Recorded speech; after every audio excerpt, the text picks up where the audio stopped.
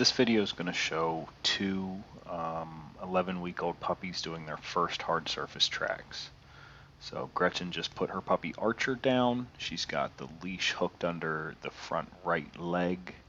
It's just going to help kind of keep the dog's head down on the ground since the tension is pulling from underneath.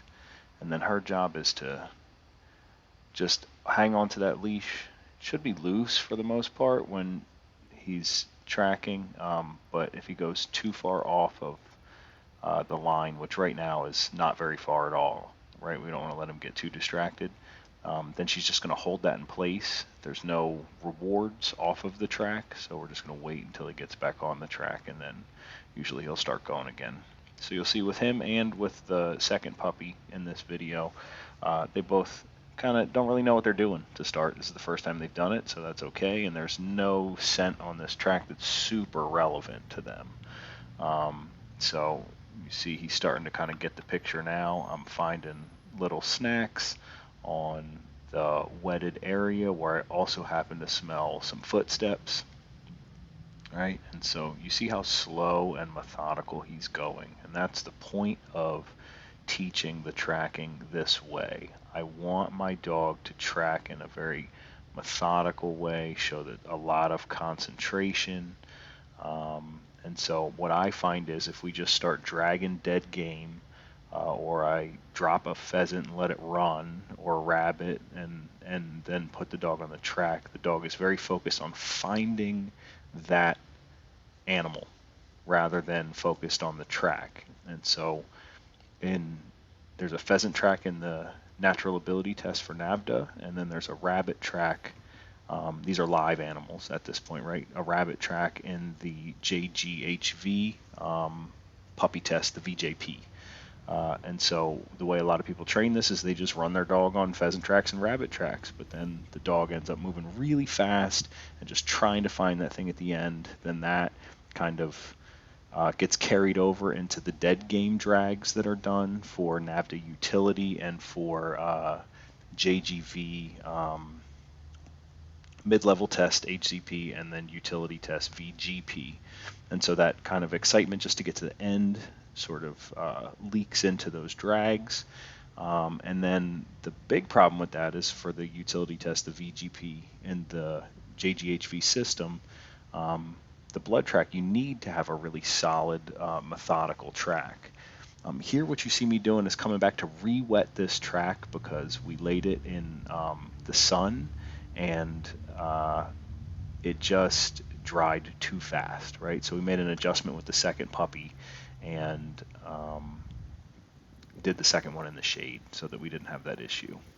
But so if we teach methodical tracking from the start this way, when the dog is out of drive, and then we come back and we start working on, we're going to do basically the way that Schutzen folks or other people would teach article indications. We're going to do that with blood, so that our dog will indicate clearly on blood for the blood tracking portion. Since you're allowed to bring your dog back and restart them from a spot where you found blood, it's helpful if the dog can kind of point it out to you very clearly. Then you can mark those things and bring your dog back to restart them on the track from that point. Then for the rest of these items, we're going to teach all of them on leash. So we're going to do this hard surface tracking, eventually transition to soft surfaces like grass and things like that. We'll work on terrain transitions by going from hard surface onto grass and do a bunch of other stuff along the way, right? But so we're going to try to keep this concentration, this very methodical approach all along the way. Puppy got to the end of the track. She just picks him up. There is no big reward at the end. That way there's no rush for the puppy to get to the end. So this is our friend Justin and his puppy from Gretchen's A litter from Will Blumen Kennels. So this dog is Alma. So you're going to see the same thing at the beginning here. She's kind of just goofing off, doesn't really know what she's supposed to do. There is some stuff distracting her on the ground. I think there was an acorn somewhere that she was really interested in for some reason. So Justin's just trying to steer her a little bit. I think he's probably providing a little bit too much guidance with the leash, like he's trying to direct her on the track. But then at a certain point, we got to get the dog focused and get them working. And she's a young puppy. She doesn't know what she's doing yet, so that's okay.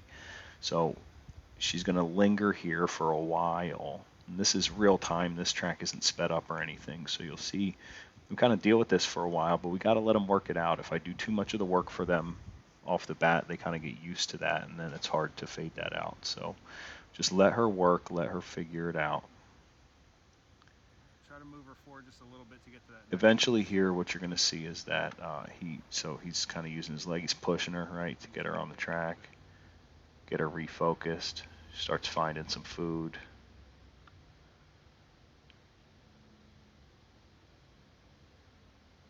Now, here we gave him some criticism. He's kind of pulling her forward on the track, and so we don't want to do that too much, right? So it's okay at the beginning because he's trying to get her started, and this is her first track. But your job, really, when you're working on this, you should just be hanging onto the leash. You should be behind the dog, and you should let the dog do the work. So you see how the angle of the leash is forward. Now this is better positioning, right? So he's staying behind the dog, and he's letting the dog work, and now we're cooking, right? So now she's kind of starting to get the idea. So move forward. And then what you'll see when he gets to this bend up here, I don't know how long it takes before they actually get there. So see how she's able to get almost halfway across between the part of the track she's on now and to that other wetted spot. I made this bend too tight when I laid this track for a puppy, right? And so I don't want the dog to be able to jump off the track and then find it again further down the track and get rewarded for doing so. I want her to have to really stay on the track. So she's missed a couple treats along the way, and that's okay. What we can do to help that is we can literally, if the dog's really having a lot of trouble or they're trying to rush down the track, we can point out each piece of food for them a couple times when we're doing these tracks and help them kind of see there's stuff for them all along the way so that they slow down and make sure they get all of their food rather than trying to rush through this stuff. So he keeps kind of wanting to inch forward in front of his dog, and he is backing up then again. So he's correcting himself, right? So as a new handler, he has a lot of self-awareness, which is really good. See right there, right? That's what I'm talking about.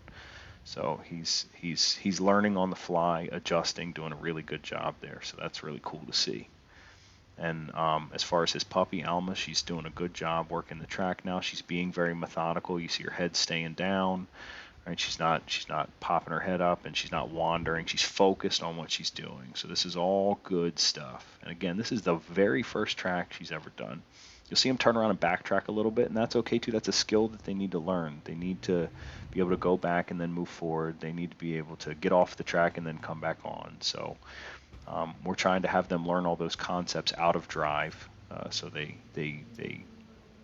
are more deeply seated in their memory, I guess is the best way to say it. I think she's got one more bend, and then we're going to get to the end of the track here. And then again, there's no big party at the end. There's no jackpot, right? There's no gameplay with a toy. There's no carcass. So that way the focus is on tracking and not just getting to a prize at the end. So these are two really good introductory tracks for two really nice puppies.